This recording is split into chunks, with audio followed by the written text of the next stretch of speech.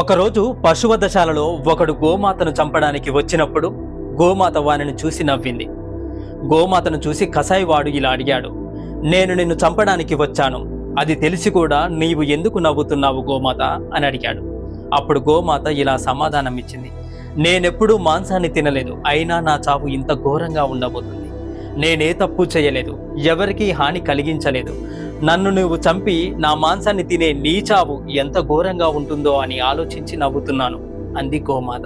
పాలిచ్చి మిమ్మల్ని పెంచాను, మీ పిల్లలకు పాలిస్తున్నాను, కానీ నేను తినేది మాత్రం గడ్డి.